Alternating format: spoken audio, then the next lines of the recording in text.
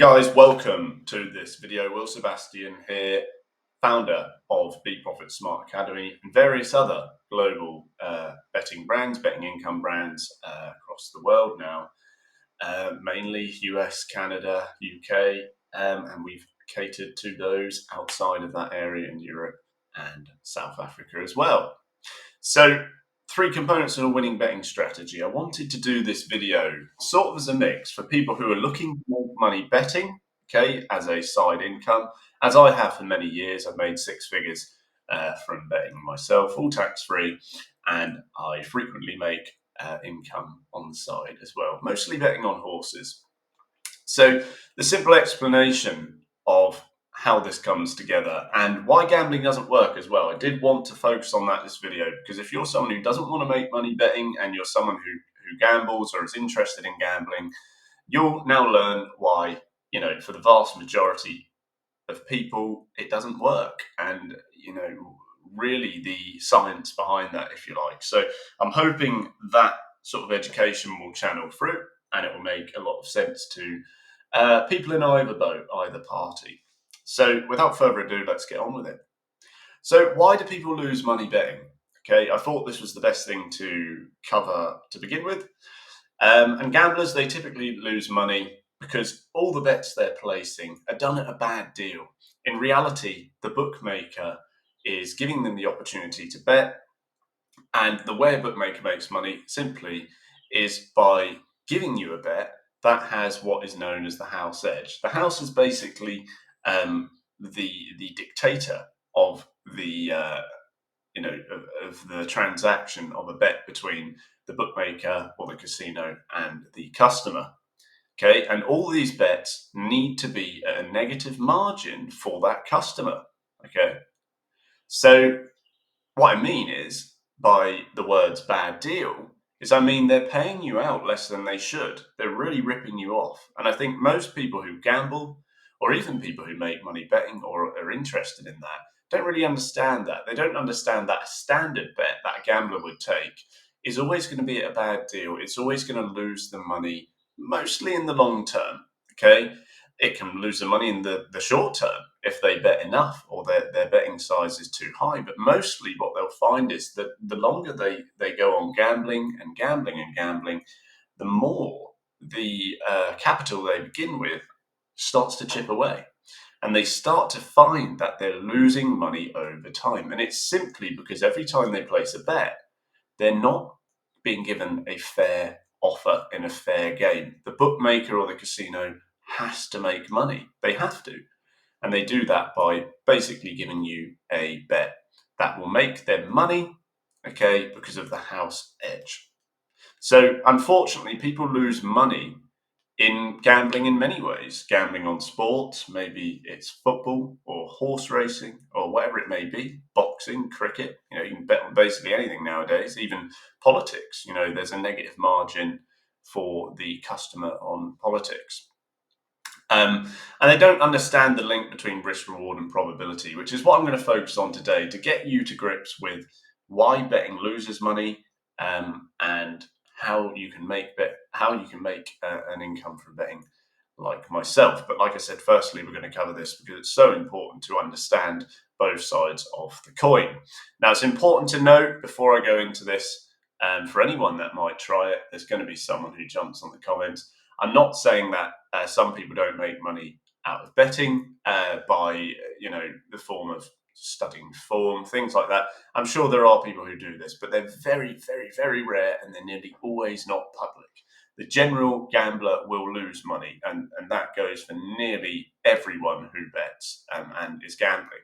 The only time that you won't lose is by gaining an arbitrage bet, or basically betting at a negative value or a negative margin for the bookmaker, which we'll go into soon in the way I do it. I don't do it in the standard way of arbitrage. I do it differently, which is more lucrative, as you will have seen throughout my channel. But just get into your minds, people lose money betting because the bets they're placing are just not fair. The bookmaker has to make money somehow.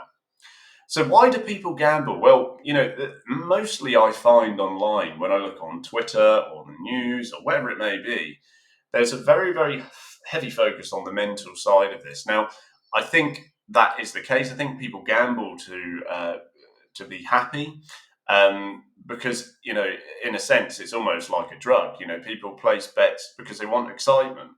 And the job of the bookmaker or casino is essentially being an entertainment company. They're providing entertainment by giving people the chance to win money.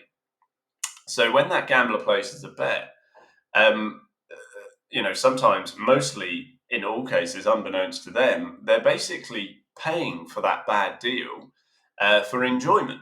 They're placing a bet at a margin that is going to lose them money long term, so they can have fun. So they're losing money for fun. Now, the reason why people lose money for fun, believe it or not, is because they don't realize they're doing it until they've bet for a while, and suddenly they realize, most of, if not all, of their money has suddenly disappeared. And by that point, it's too late. They find out too late the truth of what has ended up going on. So I suppose, in simple terms, the best way to understand why people gamble is they're doing it for fun, and they're paying the price by taking odds at a margin which loses them money. So the near-term wins that they might experience, where they go and bet on, football team to beat another football team, be it Man U versus Arsenal, or a horse to win a race, it may be the case that they win the first bet they place, and they win again and again and again. And what that does is it provides a false sense of security that perhaps they've got this edge and they're making money. Now, bookmakers know that is not reality. Okay, bookmakers know that it's just part and parcel, that some customers win at the start, some lose at the start, some win and lose in between. There's nothing they can do. The bookmaker can't control when someone wins or loses, no matter what they're betting on. Okay, they've got no control over the event. And those wins that they get near term do not reflect the long-term outcome, because they're only showing you a small piece of the data, a small piece of the pie, essentially. You're only going to find out as a bookmaker, or even a punter, a gambler, whether you're making money after betting for a very long time. Okay, so the customer win lose doesn't matter. It's mathematical for the house. Okay, the bookmaker at a casino doesn't know or care who's going to win in a horse race, who's going to win at blackjack, what the hand is going to be, what the roulette table is going to land on. Who wins the boxing match, what team wins the World Cup or the Premier League. They don't care. They don't know. They don't care. All they're doing is offering a mathematical situation where the odds are slanted in their favor. It's a business providing entertainment. They don't know or care at any point who is going to win. So people gamble thinking that they can beat these companies based on what they think. They think in many cases, they have gained a superior knowledge. And it's misleading, because those wins can be misleading. They can easily cause people to think they know what they're doing, and they've got some edge. That is not mathematical, and sadly, that's not the case. So betting strategies, inverted commas, because we've all seen them online, tipsters. If you actually go onto places like Twitter or the internet, wherever it may be, or in many cases ITV Racing, the tipsters will say what they think is going to happen, and it nearly never does. Nearly never it happens. You can go on about what the horse did last time, what it eats for dinner, what its favourite chocolate is, or whatever the previous fact may be.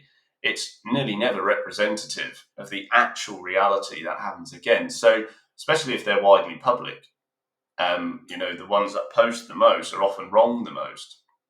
So you just have to remember that nearly everyone who makes money betting, over the large mass of people like myself, do it on mathematics and logic. I am never concerned with who is going to win a horse race. Every time I place a bet, I don't care what the name of the horse is, what the number is, what the form's like. People ask me all the time, people and it just goes to show how common this thinking is.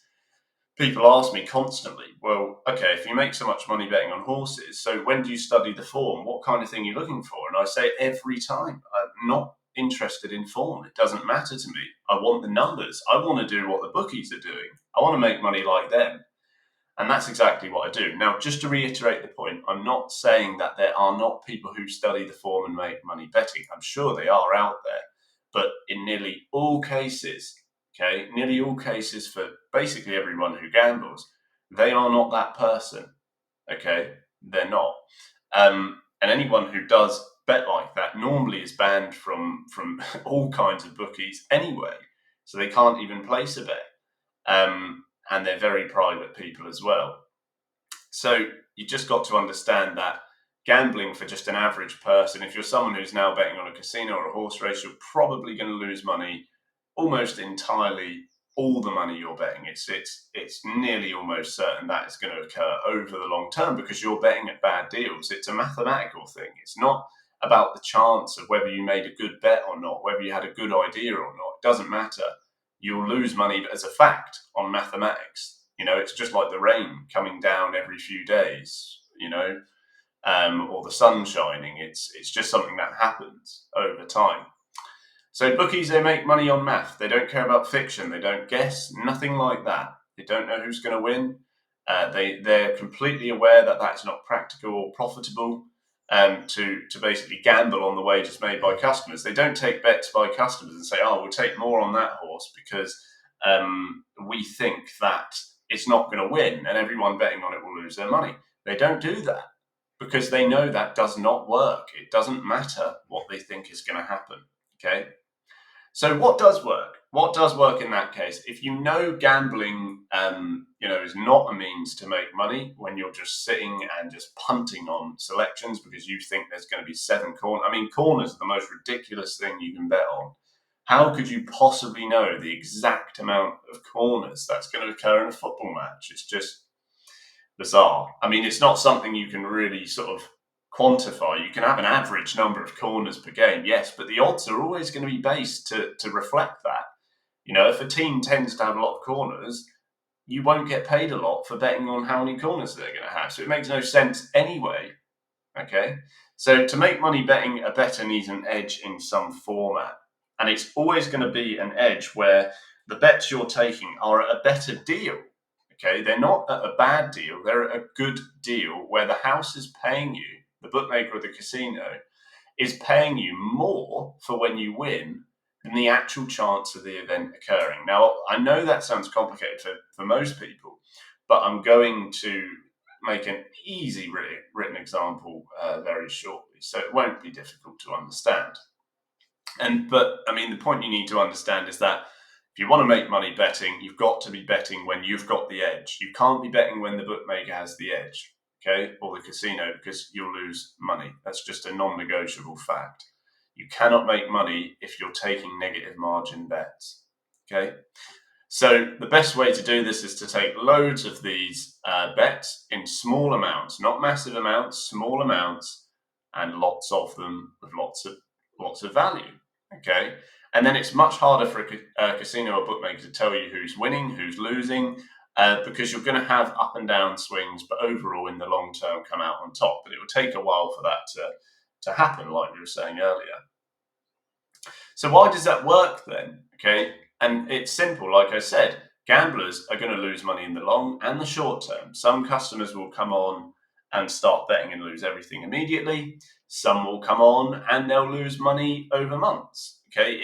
Bookmakers are aware both those things are going to happen. And there's nothing they can do about it. They can't stop them winning. They can't stop them losing. But the salient fact is that they don't care either way. It does not matter to them. They can't do anything about it. And it's just because of variance. Variance is just, basically the swing in win and loss that you experience, or variance is basically showing you how high or low data goes over time. It's basically a swing in something, in a series of averages, more or less. But to keep it simple, variance applied to a profitable betting strategy is going to be in regards to the swings up or the swings down in your profit and loss. Now, if you've got an edge, obviously over time, you will find that your profit grows despite that swing in variance. And you can change the variance by taking different odds. which we'll get into in a minute. But the bookmaker can handle variance from customers in many cases because they've got a lot of capital. They're big companies, they start off with a lot of investment, so that they're never going to have to pay out more than they've got. Okay, and that's why they limit customers, they restrict them and everything like that. Okay, because some bets are just too high. They'll never say, well, we think this horse is going to win, so we'll take more money on it. That just doesn't happen. So what is the link between risk, reward, and probability? These three components literally are what make up gambling for all sides. For the punter, for the profitable bettor, or the gambling company, okay?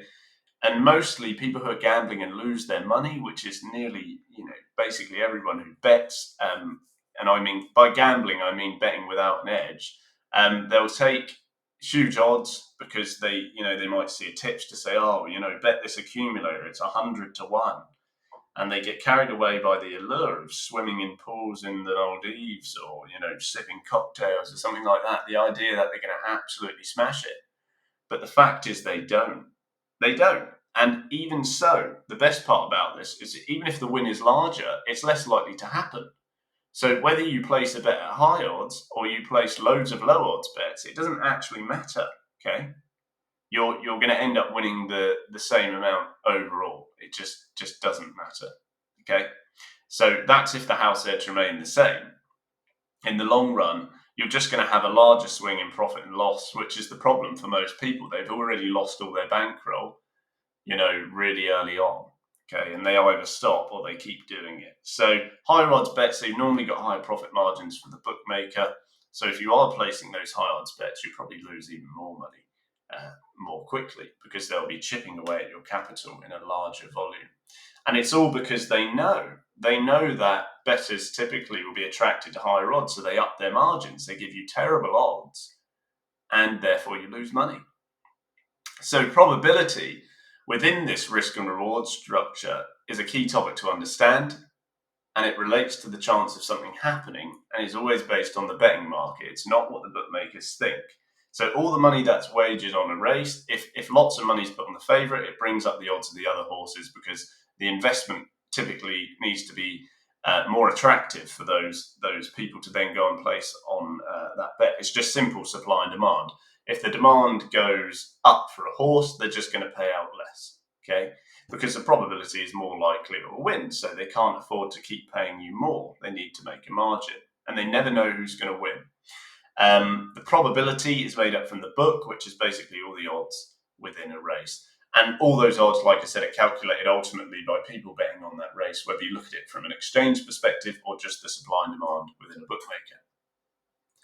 So how can you win then? And like I said, I'm going to do an example of achieving these positive margins, in layman's terms shortly. But like I said, I've made 6 figures from betting on everything, all sorts, casino, horse racing, tennis, golf, football. I've done it for years in many, many ways. Many of you will know that. I talk to people all over the world. Now, I was the first to bring match betting to the US and Canada. I don't teach match betting in the UK, however, because it's so much less profitable than my new method, which is what I'm about to go through. So if you want to make money betting, and you want to stop losing money gambling, I guess, if you are a gambler, just throw out the ideas of guessing who you think is going to win in a race, in a football match, anything like that. When you're playing a slot, you have absolutely no mathematical edge. When you're gambling on a slot with no edge, you will not make money. No matter whether you think you've got the magic touch on the slot machine and it's just you who wins, it's lunacy, okay? And it will never work. So any kind of fictional edge, something you can't quantify, something you can't physically see in front of you, is not going to make you money, and it has to be thrown out. To make money betting, you've got to take the business approach that gambling companies use. Okay, like I said, they don't care what happens, so you can't care either. You just need to know that the long-term edge is with you and not with them. That is the simple way to make money betting. It's a complete swap from what people generally think makes money, which is, like I was saying, people ask me all the time, how do I study the form or things like that? Doesn't matter. Okay, I'm not interested in what the ground is, whether it's soggy or not in Cheltenham or Aintree or Doncaster. It doesn't matter. I want to see a physical, logical, and mathematical edge, just like a bookmaker does. One that I can calculate, one that I can see, one that I can say, okay, in the long term, that's going to make me money. And that turns a situation and it flips the coin. Instead of relying on fiction and chance, you're relying on fact. Doesn't matter what happens, therefore. Okay, whether you're betting on sports or casino, you gain an edge. So what makes this work? Well, you need a reliable loophole in price or a method. In other words, you need a way of finding value bets. For us, it's each way. You need to have a maximum bet size rule, so risk management plans to stop you busting. And you need to place enough bets to make a profit within that. So the value and price loophole that I use and that I've made and fine-tuned is one where we place each way bets, certain times and certain odds in certain sizes, and we throw in other risk management measures to stop us getting restricted. Okay. Now, all bookmakers ultimately will get rid of winners, but some winners will be removed much faster than others. Okay, and you can see that on my YouTube. I'm typically being removed later, but I'm making a lot of money before then. Okay, tens of thousands of pounds overall before they're really sort of punishing me collectively. So a value bet is basically where you're placing a bet and you're going to get paid more than you should. Essentially, like I said, it's getting a good deal. So the easiest way to get that is if a bookmaker prices a horse, I don't know, Red Rose at 7-1, and normally that's what they'll do. They'll price it at 7-1, and you should be paid 9-1. The actual chance of that happening should pay you out a lot more. Now they're making money because if they pay you 7-1 and not 9-1, they've got a 2-point advantage over you. Okay, so you're going to have to spend 90 essentially, and you're going to win 70. All right, so that's a problem, obviously. And that's why you lose money betting in the simplest terms. It's the same for casino games. They do the same thing. They pay you out less on the roulette spin than they should for it to be fair. So anything that they pay you below 9-1 is going to lose you money. Even if it was 8.99999 to 1, you would still lose money in the very, very long term. Anything paying you out above that price, however, is going to cause you to win. Now, you might be thinking, well, why would they pay you out above that price? Well, typically they don't, but when you bet each way, okay, you start to get value on the place because all the horses, all their each way odds are divided by 5, which opens up the doors to each way arbitrage or each way value betting. So a payout of 10-1 or 11-1 and so on is what's going to make you money in the long term. That is if you're looking plainly at value bets. Okay. Now, when you're betting each way, like I said, you're going to get paid on the place as well. So if you leverage the place part so that the margin you're making on there is better than the win odd margin that you're losing, you get an overall value bet. That's how I've made tens of thousands betting on horses in that way. So what is the link, therefore, between the bet size you should take and the variance factor of market? Well, now you've got a real edge. Like I said, you're going to be betting where there is an advantage for you, as you will have seen in all my videos. And you need to remember that the edge is mathematical. Okay, it's not about what we think is going to happen, who we think is going to place, what the odds should be, who's going to win. Doesn't matter. I'm not interested. And you need to remember that if your bet sizes are incorrect, it doesn't even matter if you've got a mathematical edge. You'll lose all your money because when you have a downswing in your profits, i.e. you might start and lose a few times, that is going to, that's going to be a problem if you lose all your money before you start winning. So your bet size has to be reasonable because you might lose in a row before you win in a row. That's where the variance comes in. You've got no control over that. Apart from if you bet at lower odds, then you won't have a big swing because it's more likely you'll win. And if you bet on higher odds, it's less likely, so you have a bigger swing in win and loss. So it's so important bet size. If you can't get that right, you're going to struggle. And the amount of bets versus the odds taken, just like I said, to make this reliable long term, you're going to have to place probably at least between 50 and 100 bets to start to see results. Now, I've placed thousands, tens of thousands of bets over my time, and I place a lot every day. So in terms of probability, the higher odds bets, they're less likely to win. So you might find if you do that straight away, you lose first, and then you win when you hit one and you've gained the edge over the long run. But if you're betting at lower odds, which you can choose to do, you're going to have a lower swing in P&L, but you might be taking lower margins, so the profit is less. Okay, so the point here is you need to take lots of bets and you need to vary the odds, high and low. So that way, instead of risking everything straight away, you're going to find you gain some consistency because you'll have an average odds probably at around 7 or 8 to 1, maybe up to 10 to 1. Okay, this will also stop you getting restricted and stop you winning loads of money all at once. So you're looking for long-term gains here in a factual, mathematical way. You're absolutely not concerned in any form with the chance of something happening or the gamble or the fiction. People lose money because they think they know what's going to happen when they don't, and they have no edge. Okay, gamblers lose money because they are essentially tricked almost into taking bets where they have a negative margin, and they're going to lose money in the long run mostly. So I think overall, there's various ways to beat bookies and casinos. I've studied loads of them. And my current super each way method for UK only is great. You can avoid big swings in variance or profit and loss. It's easy to look like a punter and stay under the radar. And you often make more money doing it this way anyway. And mostly people aren't doing it this way, so it's completely fresh. The BeProfitSmart Academy is growing and growing and growing, which is fantastic. So you need a mathematical edge to win. We're never gambling, and we never will.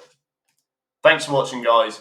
If you want to come and join the BeProfitSmart Academy, go underneath this video. There's a free email list where you'll get tips for betting and not gambling incessantly. And you will also see where you can come on board and, like you've seen from all my videos, start absolutely smashing the bookies. Please also see the link underneath if you're having trouble with your gambling. There'll be a responsible gambling link there too. But I hope that helps in terms of information as to why you might be losing money if you are gambling. Thanks for watching, guys. Hope that helps. Stay tuned. See you soon.